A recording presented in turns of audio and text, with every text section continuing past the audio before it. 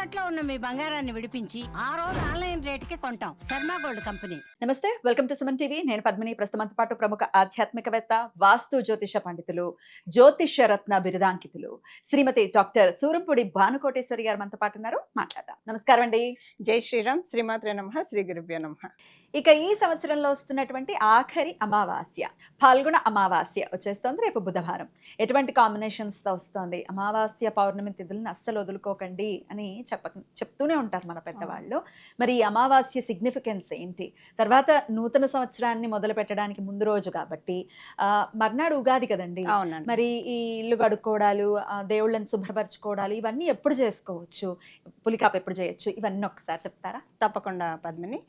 మనకి ఈ అమావాస్య ఫాల్గుణ అమావాస్య అసలు మీరు అన్నట్టు ప్రతి నెల వచ్చే అమావాస్య విశేషమే. పౌర్ణమి, అమావాస్య, అష్టమి, నవమి, కొన్ని తిథులు ఉంటాయి, ఏకాదశి, ఇవన్నీ కూడా అంటే దైవత్వాన్ని మనకి కలిగించిన తిథులుగా మనం చెప్పవచ్చు.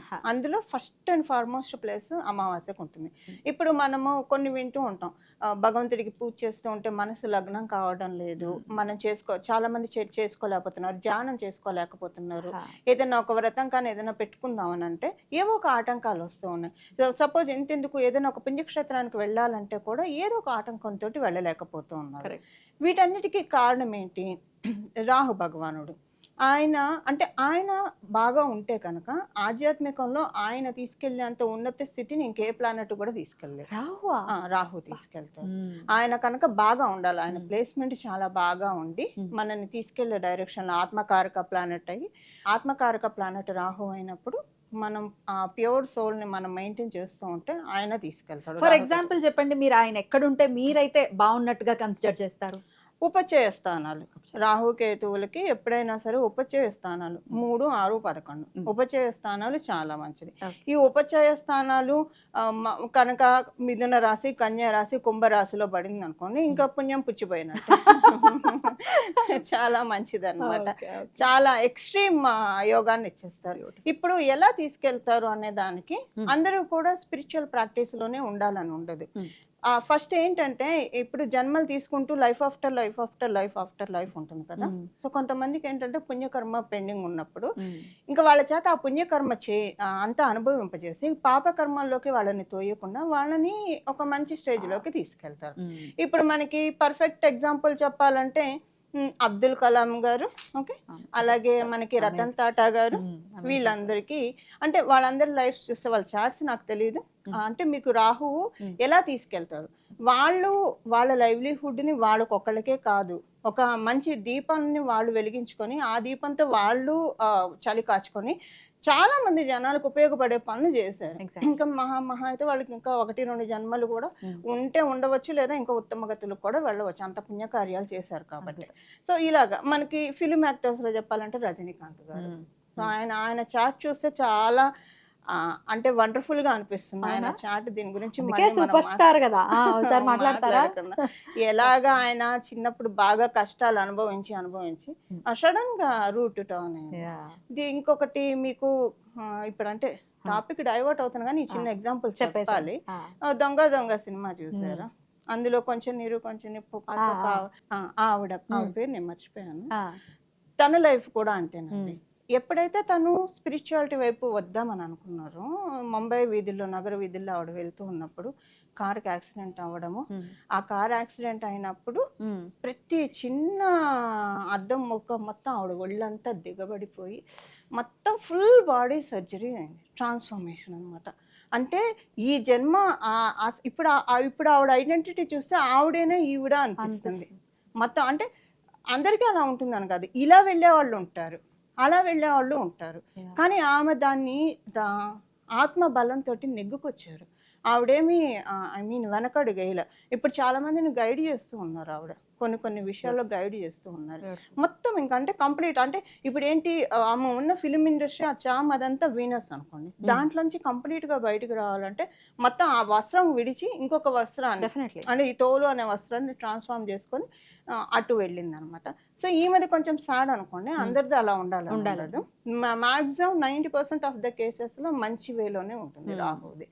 ఈ ఇప్పుడు ఇదంతా ఎందుకు చెప్తున్నానంటే, అమావాస్య తిథికే అధిపతే రాహు భగవానుడు. రాహు భగవానుడు. అందులో ఫాల్గుణ అమావాస్య అంటే లక్ష్మీ అమ్మవారి జన్మమాసము. మనం దీపావళి కూడా అమావాస్య రోజే జరుపుకుంటాము. అవును. ఈ అమావాస్యని మనము అంటే ఇంకా మీరన్నట్టు ఉగాది నెక్స్ట్ డేనే కాబట్టి ఆ రోజు అమావాస్య రోజు చక్కగా ఇల్లు దులుపుకోవడం, ఎప్పుడైనా సరే ప్రతి అమావాస్యకి ఇల్లు దులుపుకోవడం. ఇందులో ఈ రోజు మనకి బుధవారంతో కూడా కలిసి వచ్చింది కదా, చేసుకోవచ్చండి. చక్కగా చేసుకోవచ్చు. దేవుడి పటాలు అవి శుభ్రం ఆ రోజే చేసుకోవడం, చేసేసుకోమంటారా? ఆ రోజు అమావాస్య రోజే? చేసుకుంటే బుధవారం కూడా అయింది కాబట్టి ఆ. పులికాపావు పెట్టుకోవడము. మీకు ఇంకొకటి ఒక రెమెడీ ఏంటంటే ఆస్ట్రాలజికల్ గా ఆ. లాల్ కితాబ్ రెమెడీస్ అని కొన్ని ఉంటాయి. వాటిలో ఏంటంటే కానీ చాలా మందికి చెప్పినప్పుడు వర్కౌట్ అయిన రెమెడీస్. ఎప్పుడైనా బుధవారం శనివారం టాయిలెట్ క్లీన్ చేసాం అనుకోండి, మనమో లేదా అర్బన్ క్లబ్ ఎవరి చేత అయినా చేయించినా మనం చేసుకున్నా చాలా బాగుంటుంది. టాయిలెట్ అంటే రాహు, ఓకే. మన అది ఎంత toilet. నీట్ గా ఉంటే అది కూడా అంత బాగుంటుంది, అంత బాగుంటుంది. సో అంటే ఏంటంటే మనకి సుఖ విరోచనం అయితే మన డే అంతా బాగుంటుంది. Definitely. అక్కడ మిస్ అయిందంటే ఇంకా డే అంతా డిస్టర్బ్ అవుతుంది. Correct. సో అది దానికోసం మనం బుధవారం శనివారం టాయిలెట్ క్లీనింగ్, అందులో ఇది అమావాస్య బుధవారంతో కూడా వచ్చింది కాబట్టి ఇది కూడా ఒక ఆస్ట్రాలజికల్ రెమెడీ అనుకోండి. దైవారాధనతో పాటు ప్రాక్టికల్ రెమెడీస్ కూడా కొన్ని ఉంటాయి, దాంట్లో ఇది ఒకటి పద్ధతి. సో పొద్దున్న ఇవన్నీ చేసేసుకుని అమ్మవారి ఆరాధన చేయాలి అంటే అది రాత్రిపూటే చేసుకోవాలి అనేది తెలిసినటువంటి విషయమే. రాత్రి మరి అమ్మవారిని ఎలా పూజించమంటారు వచ్చేటటువంటి న్యూ ఇయర్ బాగుండటం కోసం? ఎలా? రాత్రిపూట అమ్మవారిని ఎప్పుడైనా సరే మనకి పంచాంగంలోకి డీప్గా వెళ్తూ ఉంటే పగలపూట విష్ణుమూర్తిని పార్వతి అమ్మవారిని పూజించాలి, సాయంత్రం నుంచి పరమశివుని లక్ష్మీదేవిని పూజించాలి.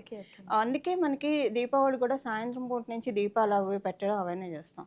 సాయంత్రం పూట శ్రీలక్ష్మి అమ్మవారి ఆవిర్భావ ఘట్టాన్ని వినడం లేదా చదవడం చాలా అమేజింగ్ రిజల్ట్స్ ఇస్తుంది.